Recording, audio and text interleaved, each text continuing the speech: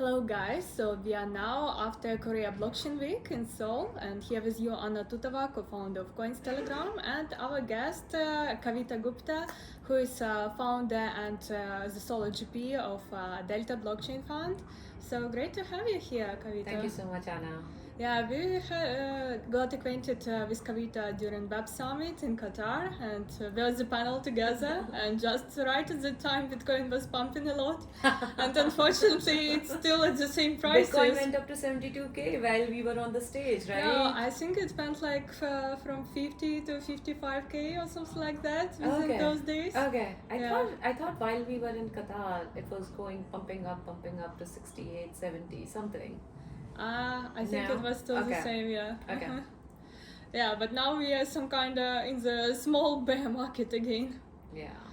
So Kavita, can you tell us about your initial journey? I know you worked with World Bank, with IFC, Erich Schmidt family office, and as well you started ConsenSys Ventures. So can you tell more about that? So my journey in crypto? Yeah. I think my journey in crypto started back in 2013 when I first learned about Bitcoin and the Bitcoin mining. And I think it was very fascinating for me because I do have a computer engineering background, but I started my career on the trading floor at the World Bank IFC.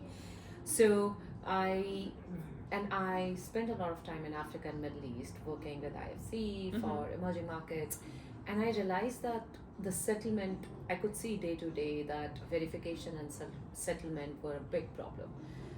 So Bitcoin was very interesting technology wise for me because instant settlement, what was like great, but I was also at IFC, World Bank, which is like the biggest diplomatic institution. So I was like, no government is going to allow it ever. So it's fun little project, but will it ever be used as a day-to-day transaction or currency? I really didn't believe it at that time.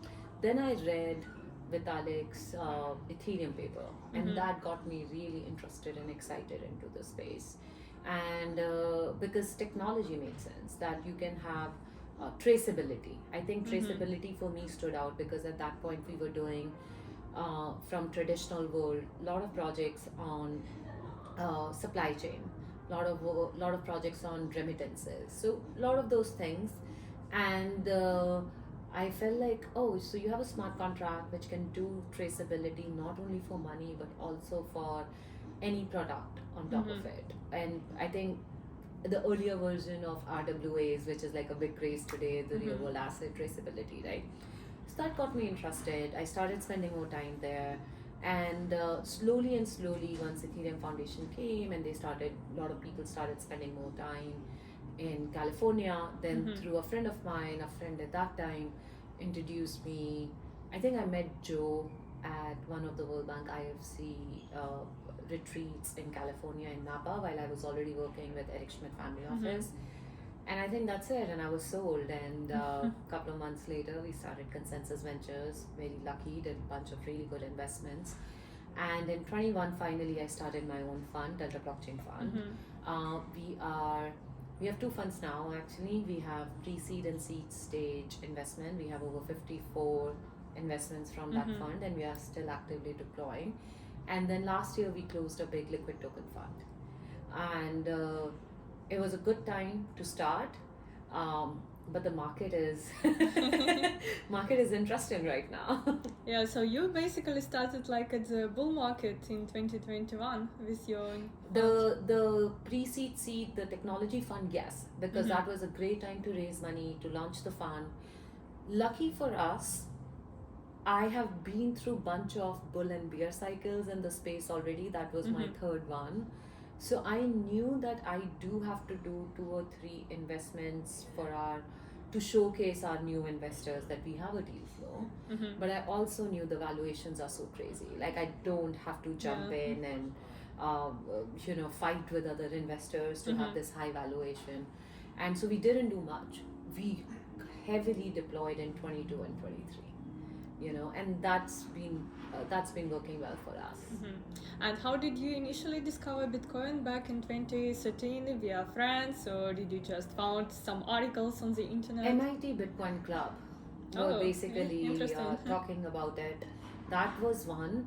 And secondly, Did you meet Gary Gensler at that time? no, I didn't. I don't think I'm missing on anything. It's okay, I didn't.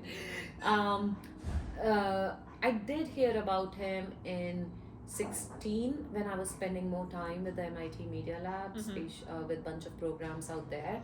I did hear a lot about him. I wanted to attend his class, but it never happened, so I never really met him. And then there was a very interesting local friend of mine in Egypt who was like a deep tech guy. I won't call him a hacker, but he was like a white hat hacker or a deep tech guy. And he used to tell me a lot about Bitcoin. But honestly, I never took him seriously. I think till I didn't really get a lot of material from MIT Bitcoin Club, I did not take him seriously. I thought he's just kidding and he's like trying to get me into something weird or something. So when did you start buying Bitcoin? I mined first. Oh, really? Back in 13. I mined first because, first of all, it's free electricity where I was staying. So I experimented with it. And at that point of time, buying Bitcoin was very difficult. It was not like an easy wallet, you go and you buy and you move on. You know, it was a very, very difficult process. There was no wallet straight up. You have to go through different addresses, you have to connect it to the server and all that stuff. So I thought that I was not okay, so I didn't have that conviction of Bitcoin that it's going to be a currency. I was more interested in technology. Like, what is this? What is this different strawberry ramps I'm going to put together and then like going to create something out of it? And so I mined. Also because Egyptian electricity is never really consistent. I also burned a couple of them. Oh, you were in Egypt at that time? Yeah, I was in Egypt at that time, yeah. Interesting. Yeah, very fascinating time, yeah. So with the starting of your own fund, I see you have a variety of investments into DeFi, infrastructure, layer 1s, layer 2s, and as well gaming, metaverse, NFTs. So like basically all the narratives. What are narratives you're focusing currently on? So infrastructure, we don't have direct investments in NFTs or apart from one investment in DeFi, not any consumer side. But even that investment in DeFi is infrastructure. So it is more about multi-chain technology platform which we invested into. All our investments have been in infrastructure. We have never done a application investment or an asset like NFT or meme coins or something. Probably we should do meme coin. That's the only thing making money right now. Do you personally invest into any meme coins? I know I didn't, but I keep on getting gifted a lot of meme coins, like KOL meme coins. I keep on getting, but half of them I don't even claim because they ask me to attach my wallet, and I'm like, no. You can create like a fake new wallet. Yeah, but I'm like, nah, this is too much work. I don't want to give you my IP address, my wallet address, or anything connect with it. I don't know. But yeah, I'm sitting on some not tokens. I have some bunch of meme coins, but they're all gifted.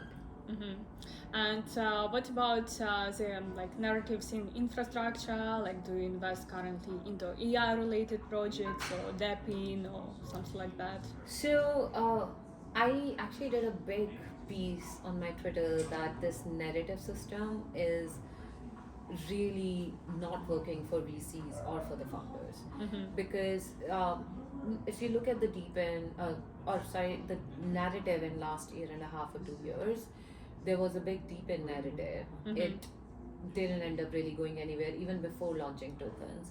Then there was a big AI crypto narrative, and yes, we have parallel summits for it and everything, but honestly we are still struggling with having a standardization on data right now. Indexing is still not there. We have huge gap between data which is coming from Ethereum versus Solana versus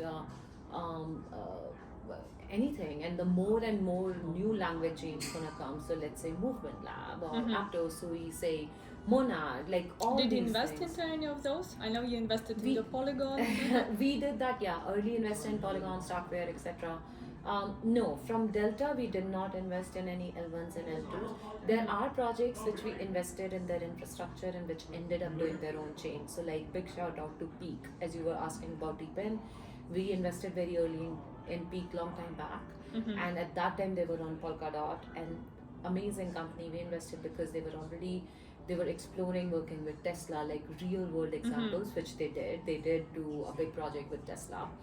But now Peak has its own L1, which is a deep in L1. From a liquid token fund, we do have bags of a lot of L1s and L2s. Yeah. Like for example. We are big supporter of SEI. We have some Aptos. We have yeah, bunch of them. I would say we would always love Polygon because I think Polygon for us is about the founders, and I think JD, Sandeep, they are here to work hard, not only survive but thrive. So I don't see them disappearing from one cycle to another. So we'll always remain big supporter of that. I think Ethereum, of course, but we also do have big bags of Solana. So. And do you still see the potential in Polygon, because it has been like quite hot during the previous bull cycle? I bet they have like the best business development team, a lot of partnerships like with Starbucks, which is actually turned out to be paid to the Starbucks and so on. But currently I even bought like a year ago or even 1.5 years ago the tokens at around $1. Currently they're probably at half a cent. Yeah, 50 cents, right? I do, and I'll tell you why. First of all, my bags are not at $1. They're a much lower value. But does Polygon has a potential to go up to $3-4? I personally believe. And I'm not paid by Polygon. Like, I have nothing with the foundation. Full disclosure, Sandeep is an investor in the fund and an advisor, but we also have bags of optimism and arbitrum. So so it's nothing like that.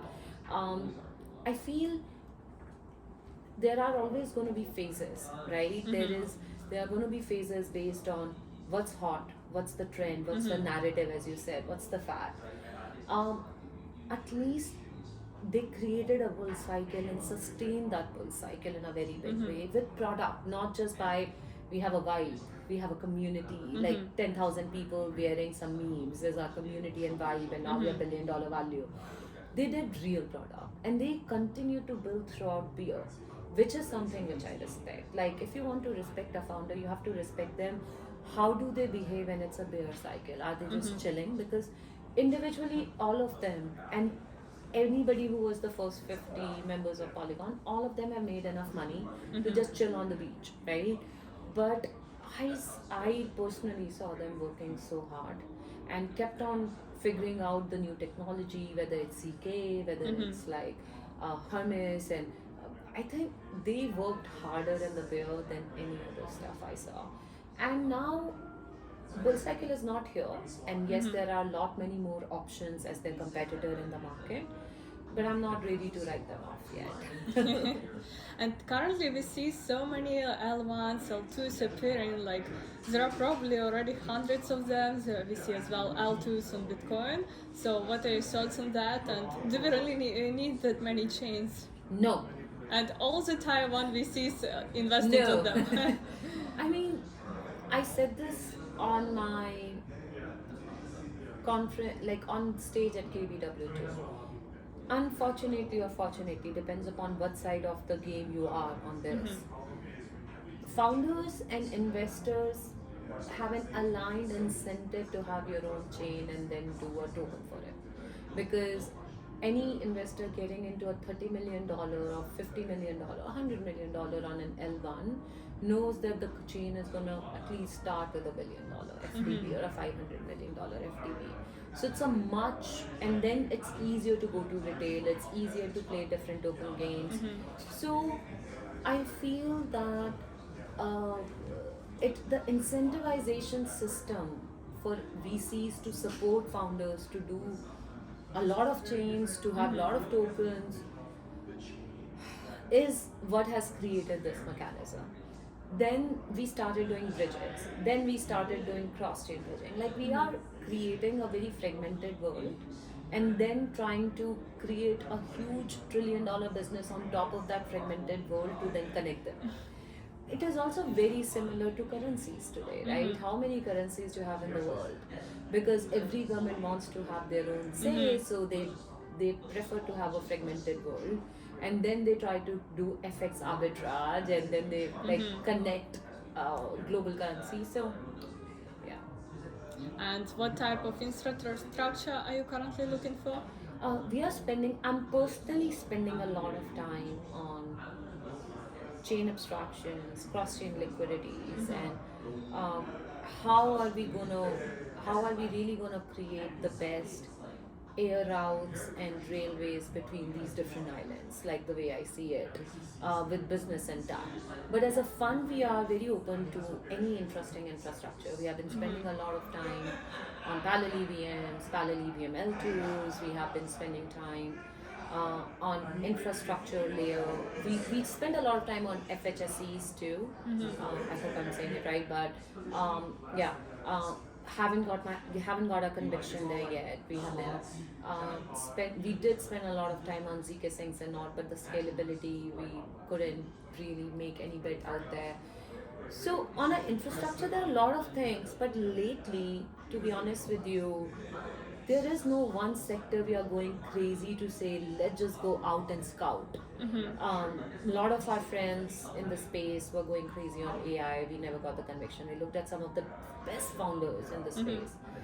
Actually, Sandeep launched his AI project, Yes, Sentient. he did. Yeah, he did. But I think it's more about him creating an ecosystem of founders from there, which makes sense because he has been a big propellant for a lot of Indian founders to find their roots and to find their wings, actually, not roots. And Indian engineers are great in building AI algorithms, but AI on blockchain, for me, till somebody doesn't fix up our data issues between multiple chains, I don't see a predictive algorithm with the lack of data availability. And as well, what is your criteria when you evaluate the project, whether to invest or not into it? We do early stage, so definitely valuations, early valuations, early traction. For us, it's always about founders. Because if the valuation is right, we'll take a bet on founder and they can pivot and they can create something. And pivoting is fine. Pivoting is nothing to be afraid of. I feel like if the founder acknowledge, okay, I was able to raise money on this, it is not working, I'm not going to waste investors' money and I'm going to pivot and create something, I have more respect for that founder. So yeah, it's mostly founders bet at that time, and sometimes it's solution, and we feel like, oh my god, this product is really cool. Somebody's definitely gonna build it. Are we 100% sure these are the founders for it? Maybe not, but nobody else we have heard doing it. So let's go with them and let's try to fix the gap. And what traits do founders should have, in your opinion? I think I respect the founder who is straightforward, telling us the product, how they are approaching, who's going to lead the tech person to be on the call, explain the technology and thought process behind the technology. And then the founder is straightforward instead of giving us a lot of jargons, a lot of narrative things, dropping names, dropping incidents or scenarios. Oh, I was in the room with Vitalik and I felt it. But like, how does that help me to make a decision on you, right? I think today, after being in the space for so long, you can see through a lot of marketing stuff. Yeah. And as well, you recently posted in Twitter that you haven't seen any retail market here in Korea during Korea Blockchain Week. So how do you expect retail market to look like? Do you expect like just general audience not working in crypto to come to the conference? I feel retail market is absent from everywhere, not just in Korea. What I was referring to is that everybody, when you live in America, says go to Asia. Asia is where you're gonna have all the retail customers, the biggest exchanges, where there's all the liquidity, the token money is moving and everything, right? So this is my first trip to Korea, and I was like setting up my meetings with exchanges, liquidity players, and whales, and all that stuff. And I walked out with all of them saying retail customers are not putting in money. Yeah, because I felt like first of all, Korea is anyways still recovering from Luna, Mm-hmm.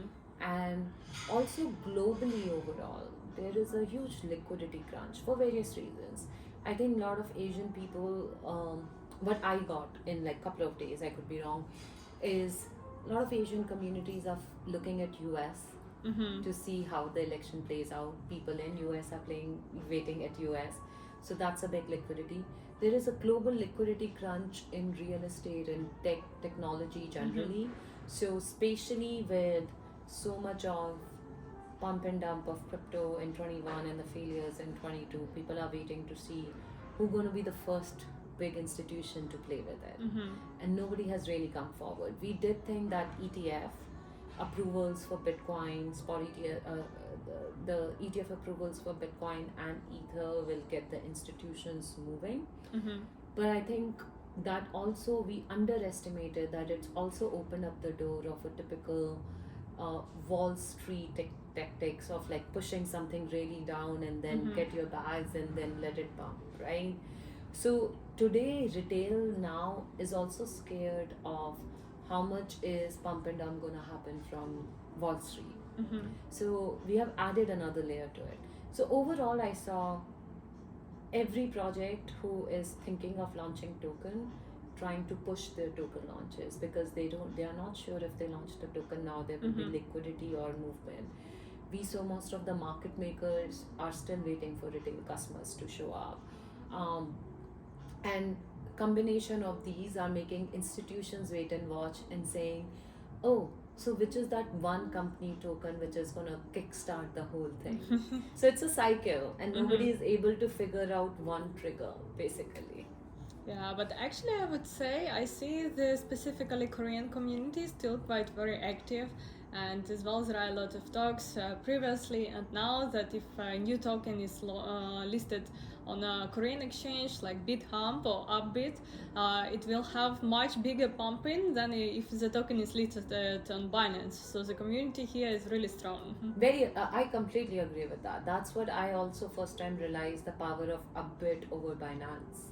Which I never imagined. You're right. And as well, like there are a lot of news now that, for example, XRP Ripple's token had as well the biggest volumes on Korean exchanges or some other tokens. I have not spent much time. I did hear Ripple founder who was here at KBW talking about it. I think they have always positioned themselves as a very regulated, institutionalized tokens, right? And I think in Korea, that's what they're looking for now. They're like moving from Luna to as institutionalized as possible. Bitcoin and Ether has always been there. So as a third one, they are pushing and pitching more XRP, which makes sense. And as well, you mentioned US and upcoming US elections. What are your expectations from that? I don't know. I have friends and family from all over the world texting me what's happening. It seems so tight, so tight. But it also seems policies which are weird to me personally from both sides. The idea of unrealized gains by Kamala Harris's campaign just do not add up in my head. Because if I'm paying taxes on the unrealized gains, that means I cannot run a crypto shop sitting in US or maybe any hedge fund. I probably, because then on the daily basis I'm sitting on a lot of gains and a lot of losses. So if I end up paying taxes on unrealized gains, am I getting money from government on my unrealized losses? At the same time, President Trump, when he was president, reversed Roe v. Wade, right? And that was something which was very personal as a woman, choice of my body. But at the same time, now he's going and saying that I'll make IVF free for women who wants to be pregnant. So I'm a little confused from both. Like I would love it if they do, and so that everybody have access to that technology. But then it goes back to the same thing, the right to my body. So I'm just very lost at this point of time.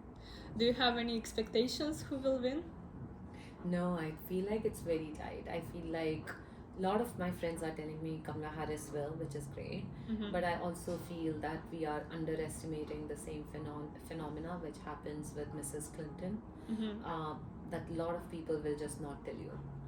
Yeah. Yeah. And as well, from the side of US regulations, there are like some senators as well pushing for the crypto-friendly regulations. So, do you see more movements in the US currently? And how do you generally see the regulations worldwide? You're often in Middle East, here in Asia. I am not I am not I don't get excited every time I see a senator saying, "Oh, I'm crypto friendly," and then sending an email to every crypto person in that jurisdiction to raise money and then not do anything about it. Honestly, when President uh, Joe um, vetoed the custody and the accounting bill, which was very recent, earlier this year, uh, which could have been an amazing bill for the crypto industry. But he vetoed even after it getting passed through the Senate. That does not give me confidence about all those individual senators coming and saying, the crypto community give us money and then we will take you to the moon. Because at the end of the day, they have been saying that for years, right? Senator Elizabeth Loomis and bunch of them have been hosting events at the backdrop of every big crypto event for years. But the bill still got vetoed, right? So I feel like instead of putting our money and becoming, I feel like now most of the crypto companies have just become a place for senators to pick money. I think it is all going to be about the president and the president's agenda. Yeah, interesting observation, and I feel like you're the first who are telling that. I mean, I'm a very straightforward person, to spade, and like that's what I have felt. I have been reached out by multiple senators, promising me various different leadership things, and ultimately they were all there when the thing was vetoed. It was history when it got passed through the Senate, but it still got vetoed. And how do you see the current scape of institutional adoption? We finally see the approval of Bitcoin and Ethereum spot ETFs. So, do you see more shift to Bitcoin, Ethereum dominance, or not? I mean, Bitcoin always had a dominance. Ethereum was always second and had the dominance. I don't think anybody has ever been able to really take over the dominance from Ethereum consistently. No, I think it's great because now Bitcoin lobbying is a part of BlackRock's lobby. Ethereum lobby is a part of Citadel's lobby, so it's great. I think it also opens up a lot of TradeFi that people can do their own private chains, or the banks can create their own chains to sell things. It also opens up a lot of derivative trading products, as we are seeing, like ETFs and all, creating market for it.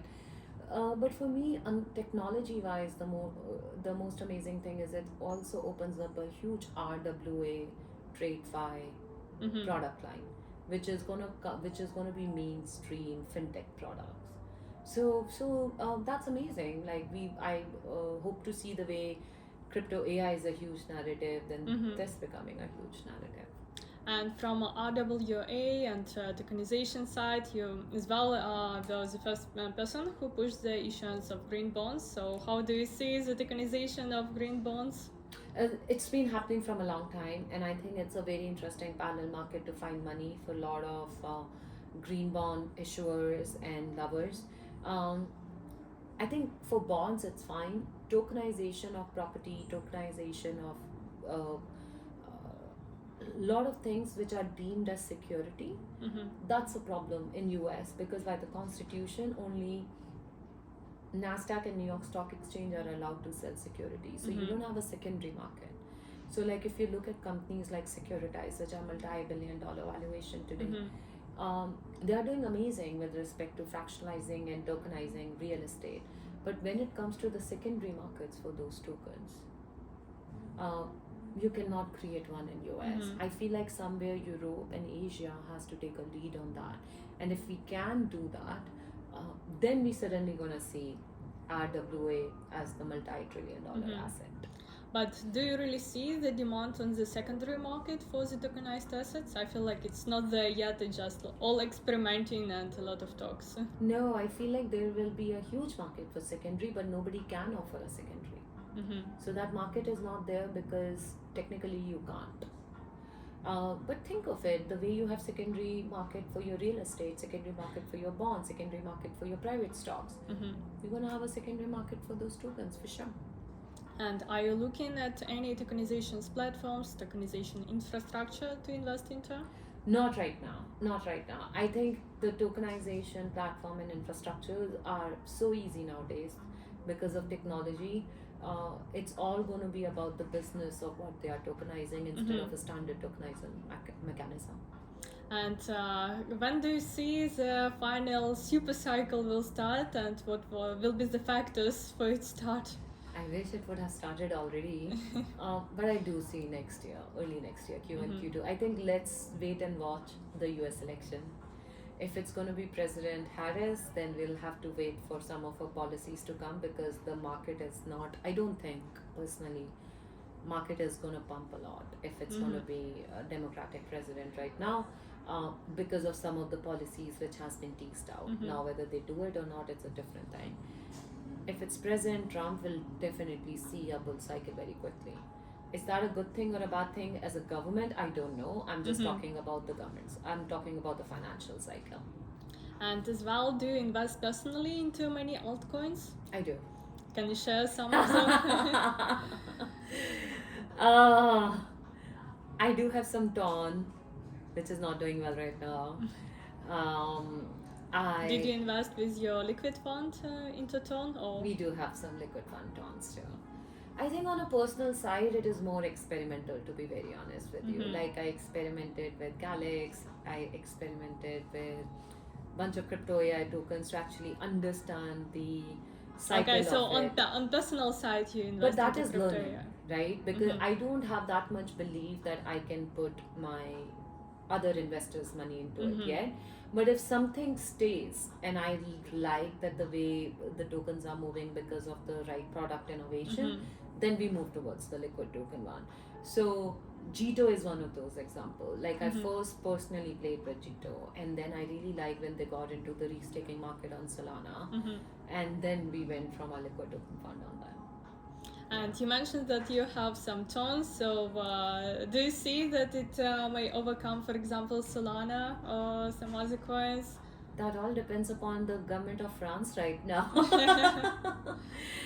I think it's sad what's happening, and I really, really think it's sad. I hope Pablo is out and back to Telegram. It's amazing that Telegram is still working great. The team has done a good job. I don't know anybody in the team, but they have done a good job of keeping it up and running. There are no hitches there, technology because his brother is yeah, CTO. And then the Dawn ecosystem is pulling it together. There was a very successful Dawn Foundation event here, and I think it's just the market right now. So I will not judge Dawn liquidity on Pablo again alone. We will see. We'll see. I do believe in that though. And what do you think about all these tab games on in Telegram? I have not played them, but that definitely does add the overall market value, right? There are a lot of people who are interested in that. Like, come on, you have a billion-dollar, multi-billion-dollar meme coin market. Nobody's questioning it anymore. So, like, what's wrong with those games? And in fact, one of our portfolio companies have now pivoted to Rabble, and Rabble is basically like an app store for all these games on Telegram with the whole data analysis under it, and they are doing so well. So I feel like there's a huge market. Maybe after meme coin, that's the new narrative. Yeah, and are you looking into any other projects in Tone ecosystem? Is there anything interesting? We are very open, but I think we have not seen much, just us, maybe because a lot of Dawn founders think we are very Ethereum people. I mean, we are not maxis in anything. We also have Solana projects, so like we are very excited to see more, but we have not invested anything specifically apart from Rabble, which pivoted to be one, and we are very excited, and hopefully through them we'll have exposure to more projects. And talking about Solana, some of the biggest asset management funds as well applied for Solana ETF. Do you expect that it will be approved? No, it was already sent back from SEC, right? Mm-hmm. So it has already been, I don't know if it was rejected is the right term, and I don't want to take a negative term, but it wasn't approved already. I don't think it was like asked questions like with Ethereum, it was just not approved. And I think this goes back to where SEC is still figuring out if Solana is a security for them or a currency like Ethereum or a commodity. And I think it is all dependent upon the November election. Got it. And as well, do you have any specific investment strategy when to fix your profits? Just wait for the bull cycle. And how long will a bull cycle last in your opinion? I think till we see somebody getting super greedy and creating a house of cards like Luna and FTX and have issues. Bull cycle usually stays for an year or so, right? And then there will always be people who get super greedy during the bull cycle and have overhyped and over crazy stuff. And I think I'm sure somebody would do that. But I think like any market, crypto market, both from the tech investment side and the liquid investment side, goes to the same principle, which is buy into beer and sell into bull. So we have done a lot of investments at a really good valuation and amazing founders in the bear cycle 22, 23, continuously doing it in 24. So hopefully by the time the bull cycle comes and these founders go out, we'll be able to see that delta. Yeah, hopefully. And the last question, what's your price prediction for Bitcoin during this bull cycle? I have no idea. I would say it has touched 72, so hopefully 85 to 90. More than that, I'm very happy, but I think that's a practical number. Thank you for sharing your thoughts and some much interesting stuff with us. Happy to have you. Thank you.